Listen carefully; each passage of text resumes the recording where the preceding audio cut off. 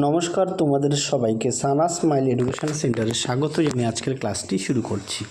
আজকে তোমাদের সঙ্গে আলোচনা করব তোমরা যারা সপ্তম শ্রেণীর সেকেন্ড ইউনিট টেস্ট পরীক্ষা দেবে তোমাদের জন্য নিয়ে চলে এসেছি শেষ মুহূর্তে ফাইনাল সাজেশান, যার প্রশ্নমান 2 ও 3 নম্বরের গুরুত্বপূর্ণ 15টি প্রশ্ন। চলো দেরি না করে মূল বিষয়ে যাওয়া যাক।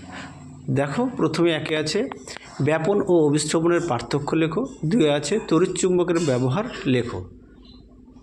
3 আছে ইলেকট্রিক ইল মাছের দেহে বিদ্যুৎ কিভাবে উৎপন্ন হয়, জীবাশ্ম জ্বালানি কাকে বলে। খুব গুরুত্বপূর্ণ প্রশ্ন। 4 আছে মূল ও কাণ্ডের পার্থক্য লেখো। 5 দেখো একটি আদর্শ ফুলের চিত্র অঙ্কন করে চিহ্নিত করো। অবশ্যই চিত্রটা আঁকবে। 6 আছে ফিউজ তারের বৈশিষ্ট্য লেখো। 7 আছে চুম্বকের চুম্বকত্ব কী কী কারণে নষ্ট হতে পারে।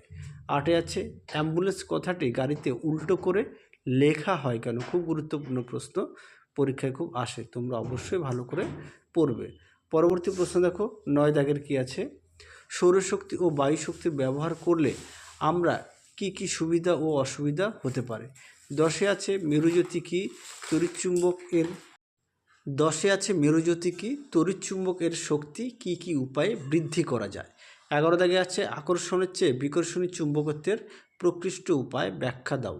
12 আছে স্বপরাগযোগ ও ইতর পরাগযোগের পার্থক্য লেখো।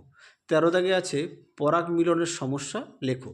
14 দাগে আছে সূচিছিদ্র ক্যামেরার ছিদ্র বড় হলে প্রতিকৃতি অস্পষ্ট হয় কেন, আলোর বিচ্ছুরণ কি।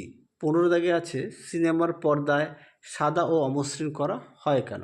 15 দাগে আছে আকর্ষণের পূর্বেই আবেশ ঘটে, ব্যাখ্যা করো। খুব গুরুত্বপূর্ণ প্রশ্ন, পরীক্ষায় আসে, তোমরা অবশ্যই ভালো করে পড়বে। তাহলে চলো আজকের মতো এখানে সমাপ্ত করছি, আবার দেখা হবে পরবর্তী ভিডিওতে। তোমরা সবাই সুস্থ থেকো, ভালো থেকো। আজকের মতো টাটা।